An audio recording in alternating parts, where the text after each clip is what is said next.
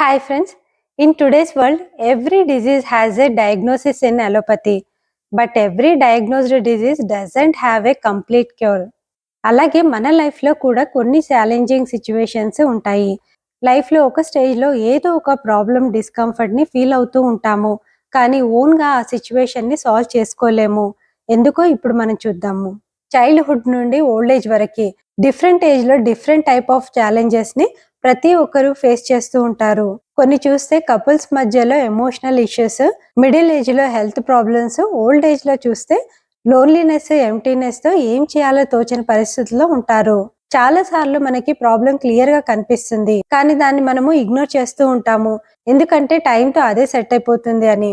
కానీ అలా టైంతో సెట్ అవ్వకుండా ఆ పర్టికులర్ ప్రాబ్లము ఇంకా గ్రో అయి ఒక స్టేజ్ లో పెయిన్ఫుల్ డెసిషన్స్ తీసుకునే సిచ్యువేషన్ లోకి వెళ్తారు. ఒక చిన్న ఎగ్జాంపుల్ ని చూద్దాము. వర్షం పడే ముందు స్కై డార్క్ అవుతుంది.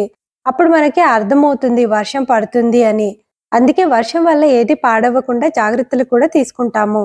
అలాగే లైఫ్ లో ఒక పెయిన్ఫుల్ సిచ్యువేషన్ రావడానికి ముందు మనకి చాలా సిగ్నల్స్ అనేవి ఉంటాయి, కానీ మనం వాటిని ఇగ్నోర్ చేస్తూ ఉంటాము, లేదా ఇంట్లో వాళ్ళకి, ఫ్రెండ్స్, రిలేటివ్స్ తో షేర్ చేసుకుంటాము.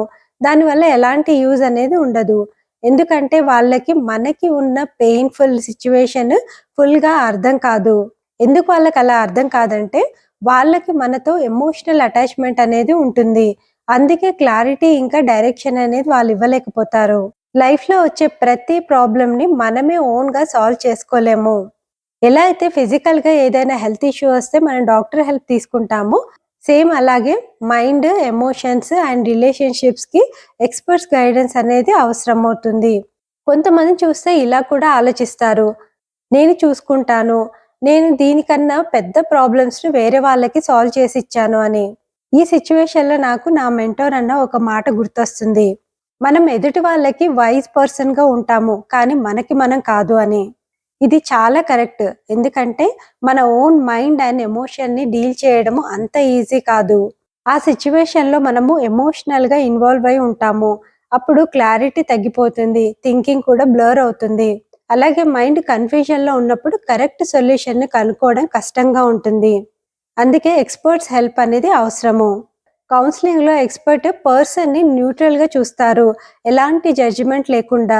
ఇది చాలా ఇంపార్టెంట్. ఎందుకంటే ఎవరైనా మనల్ని జడ్జ్ చేసినప్పుడు క్లారిటీ పోతుంది, కన్ఫ్యూజన్ పెరిగిపోతుంది, ఉన్న ప్రాబ్లమ్ని ఇంకా ఎక్కువ చేసుకుంటాము. ఎక్స్పర్ట్స్ ఏ సిచ్యువేషన్లో ఏ ప్రాబ్లమ్ని ఎలా సాల్వ్ చేయాలి అని ట్రైన్డ్గా ఉంటారు, కాబట్టి క్లారిటీ ఇస్తారు. పెయిన్ని రిలీజ్ చేయడానికి సేఫ్ ప్లేస్గా ఉంటుంది. సో స్ట్రెస్, ఎమోషనల్ హర్ట్, ఇంకా రిలేషన్షిప్లో ఇంబ్యాలెన్స్ ఉన్నప్పుడు, లైఫ్లో, కెరియర్లో క్లారిటీ మిస్ అయింది అనిపించినప్పుడు డిలే చేయకండి. ప్రొఫెషనల్ కౌన్సిలింగ్ ద్వారా మీ మైండ్ క్లారిటీ, పీస్ అండ్ హీలింగ్ని మళ్ళీ పొందండి. Thank you.